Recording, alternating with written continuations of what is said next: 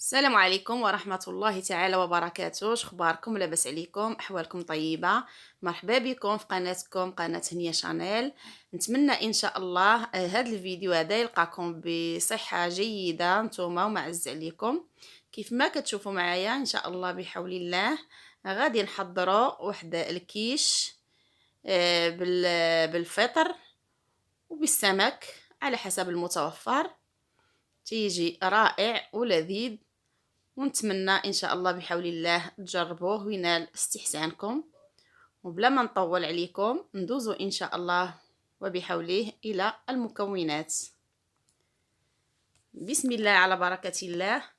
بالنسبة للمكونات كنحتاج 500 غرام ديال الدقيق الابيض، 120 غرام ديال الزبدة، كأس ديال الماء البارد، القليل من البابريكا وبودرة الثوم، القليل من الملح، ملعقة صغيرة من السكر الناعم حبيبات، وملعقة صغيرة 3 غرام ديال خميرة الحلويات، وزيت الزيتون ملعقة كبيرة.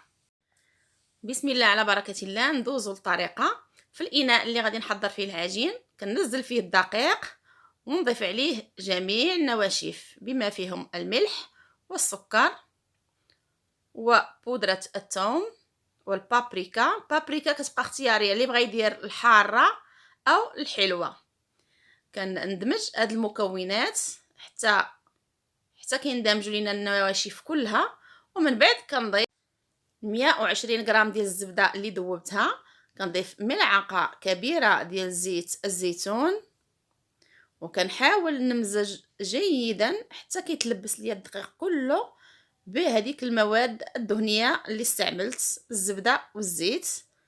كنحاولوا نمزجوا جيدا حتى تنسجم المكونات النواشف والدهنيات ويوليو لنا على هذا الشكل. يعني ملي نحاولوا نديروا منهم واحد الكويره، يعني كتبان انها دارت كويره. من بعد كنضيف 3 غرام ديال الخميره ديال الحلويات، وبالاستعانه بالماء البارد، وركز على البارد. كنبدا نجمع العجينه بشويه بشويه، ونتلاقى معكم ملي غنجمع العجينه ان شاء الله اللي جاتنا على هذا الشكل.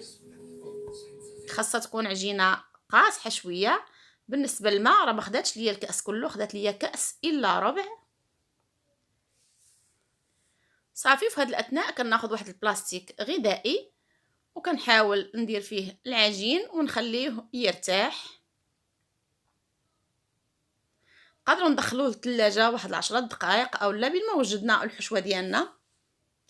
وندوزو ان شاء الله بحول الله الى المكونات الحشوه.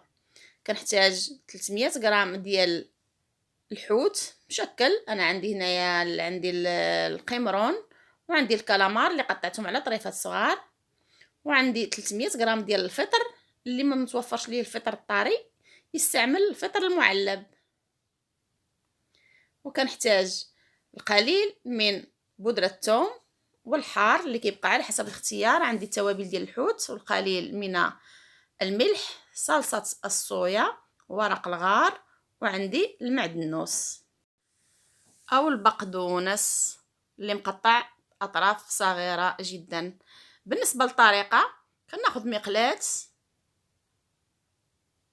كندير فيها شوية الزيت زيتونة، زيت البلدي. من بعد كننزل فيها الحوت السمك، كنخليه واحد 5 دقائق، غير 5 دقائق، نبقى نقلب فيه بحال هكا. من بعد كنضيف عليه 300 غرام ديال الفطر الطري او المعلب على حسب المتوفر. كنضيف عليهم ورق الغار، وكنضيف القليل من بودرة الثوم والقليل من الحار السوداء، يعني الحار شوينيه. من بعد كنضيف عليهم العطريه ديال الحوت، توابل السمك. كنمزج المكونات مزيان، النار تكون متوسطه. يعني الحوت ما خصناش نخليوه مده طويله فوق النار، سينو غادي يعصى لينا، غادي يقصاح.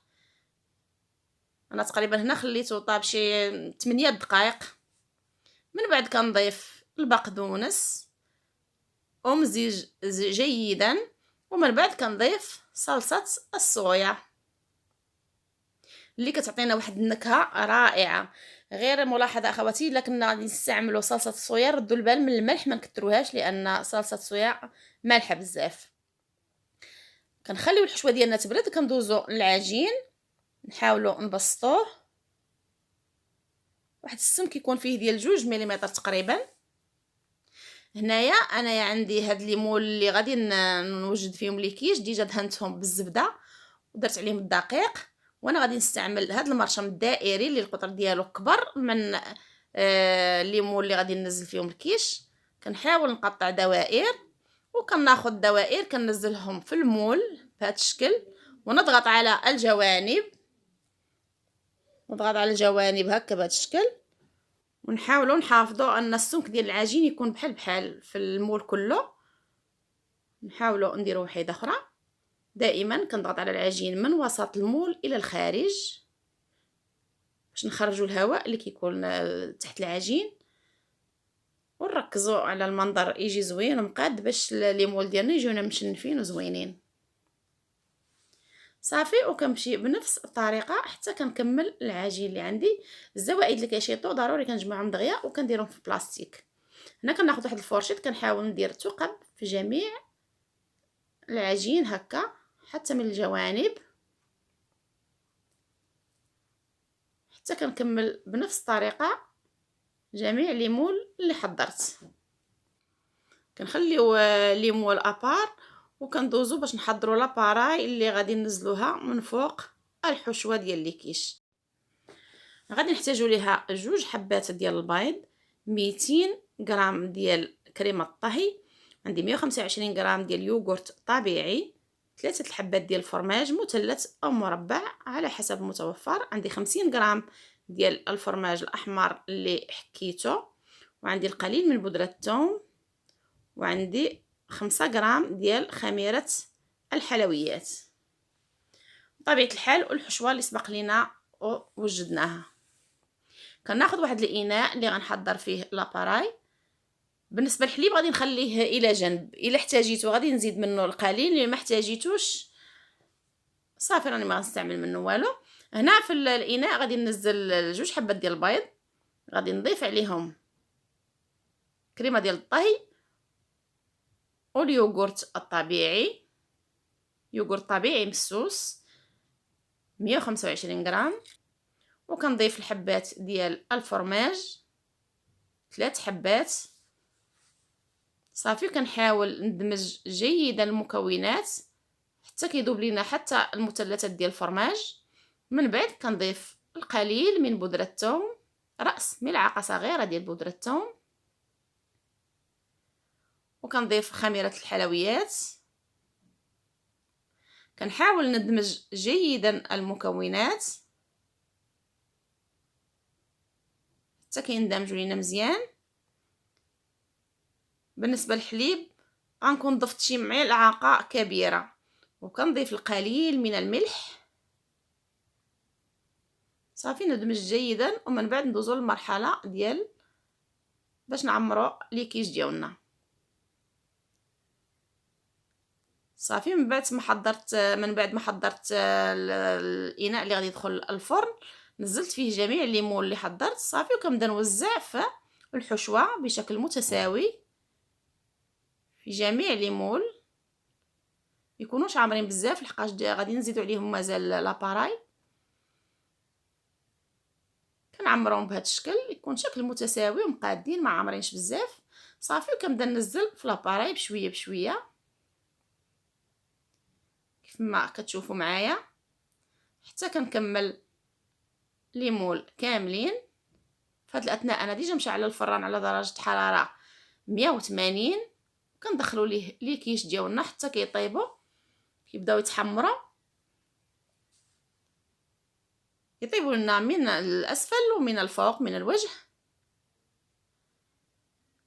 منين كيطيبوا انا خرجتهم، كان الفران مازال سخون، وضعت القليل من الفرماج فوق لي كيش ورجعته للفرن واحد 5 دقائق. ومن بعد انا ارتأيت اني نزينهم بهذا الشكل بورق من البقدونس وزيتون اسود. وكانت هذه هي النتيجه ديال الوصفه ديالنا ديال اليوم. نتمنى ان شاء الله الوصفه تعجبكم وتنال استحسانكم.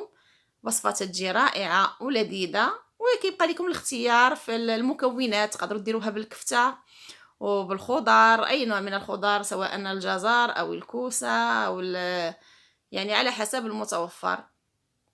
تيجيو لذاذ ومغذيين. نتمنى ان شاء الله الوصفه تعجبكم، وتبارطاجيو الفيديو مع الاهل والاصدقاء، وما تنساوش كالعاده الدعم ديالكم بالتعليقات المحفزه وبلي لايك. واللي مازال ما اشتركش معنا في القناه يشترك فضلا وليس امرا. وبارك الله فيكم وشكرا على المتابعه، وعواشر مبروكه. اللهم بلغنا رمضان لا فاقدين ولا مفقودين، وصومونا يا ربي بالصحه والعافيه نحن وجميع المسلمين في جميع انحاء العالم، وبالصحة والراحة. وإلى اللقاء في فيديو قادم إن شاء الله. في أمان الله.